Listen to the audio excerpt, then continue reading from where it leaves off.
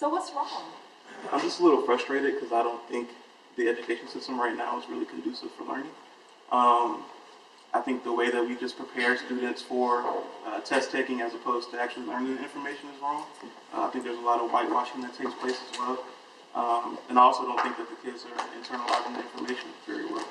I'm just honest. Thank you for telling me that. I'll get right to this.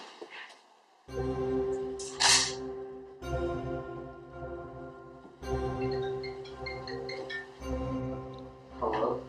Hello, you have been summoned to a secret meeting. The location has been sent. Tell no one, come now.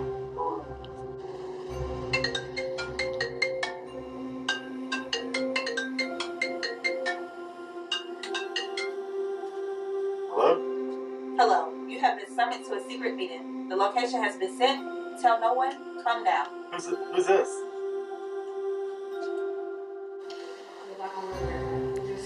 We're struggling so much right now. Yes. What are we supposed to do? I'll have to do nothing. All right, Hello, you have been summoned to a secret meeting. The location has been sent. Tell no one, come now. Hello, thank you all for coming.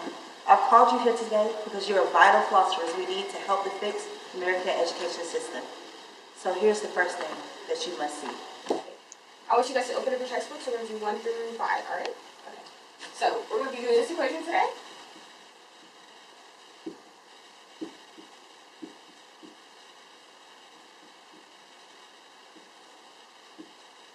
All right? So, you guys want to do this equation, do the problems. I'll be back, okay? So Emerson, what do you think about reciting for tests? I think that this is everything that's wrong with our education system, that the students are just sitting in the classroom simply memorizing facts and regurgitating them, and they're not actually exploring and having their own original ideas. Nobody's ever came up with their own original ideas by regurgitating somebody else's. It's important that we focus on cultivating an environment that students can truly learn in and explore new ideas.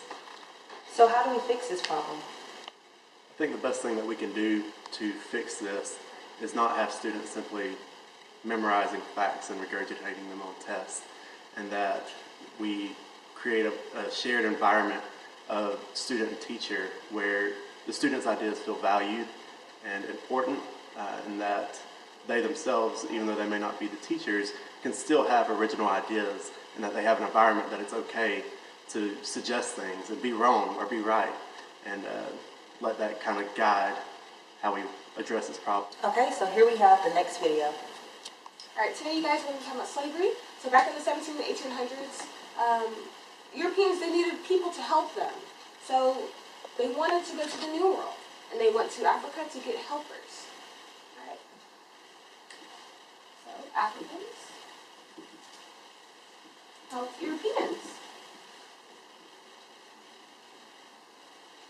They helped us with cotton, they helped us with tobacco, different things like that. They were very generous with their time. Does anyone have any questions? Were they nice to the slaves? Oh, definitely, yes. They had their own quarters and everything. They were able to have their own families. It was a very good mutual relationship. Any other questions? So Wes, how do you feel about the whitewashing of history? The problem with that video was the teacher was simply whitewashing American history, saying that the slaves were treated nicely, when in fact that was simply not true. The slaves were beaten brutally, they weren't fed properly, and they didn't really have their own quarters or their own privacy. And having their own families was simply just false, because they were torn from their families, most of them. And a lot of them just, we still feel the effects of it today, as in we still have institutionalized racism. The prison system is just modern day slavery. How would you fix this? In order to fix it, one must actually be truthful with what actually went on. And that's what education is, being truthful and having the courage to talk about things that are taboo. Education comes from the community, actually experiencing something or talking to somebody who actually experienced what you're wanting to know. Education is something that's within and not something that's just in the classroom. you can learn some knowledge and education are two different things. Schooling and education are two different things. Mr. West, I think I agree with you in that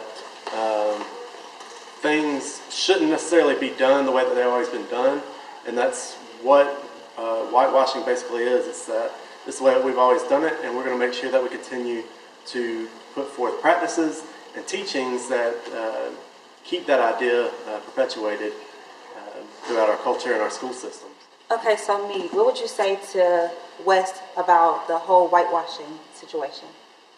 Okay, well, I will say that I don't know much about whitewashing of history, but I will agree with West that students do need to experience different cultures and different types of interactions with individuals, so that way they can learn in different ways. It isn't always good for information to be taught like it's like a formula where it's already given and there's no change that can be done to it.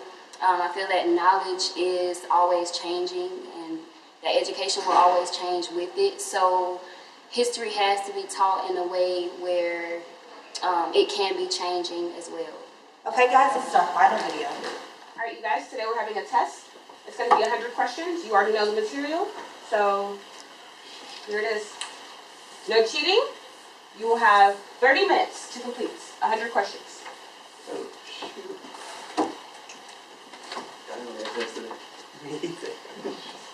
No talking?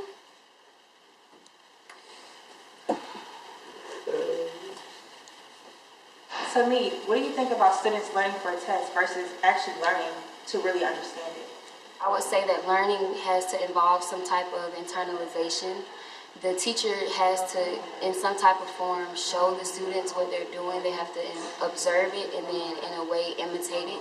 And when I say imitation, I don't mean like birds calling out after each other or singing the same song, or even like monkey see, monkey do. It's a matter of internalizing the information that you were giving and coming up with a response that would internalize the entire gesture itself.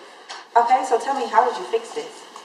Okay, students have to observe the behavior that they're trying to learn. Activities should be more hands-on, where the students are actually interacting with what they're doing, because meaning is only conscious when it is identified with symbols.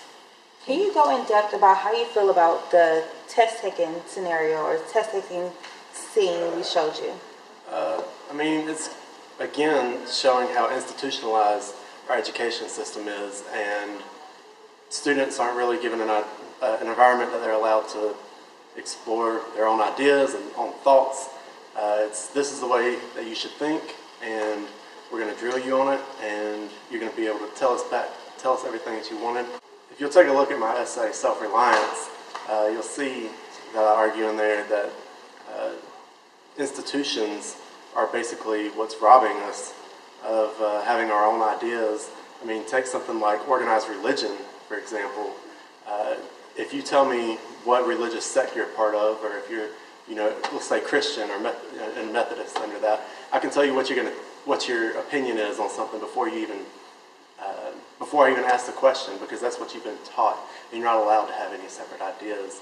And that's the same thing that's happening in this classroom. These kids are being given information and told to memorize it, and that's the way that you can think.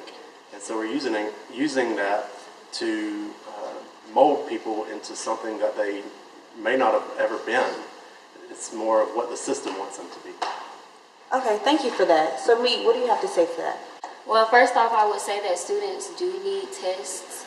In that way, a professor or teacher would actually know the standing that the student actually has in order to be able to teach them further.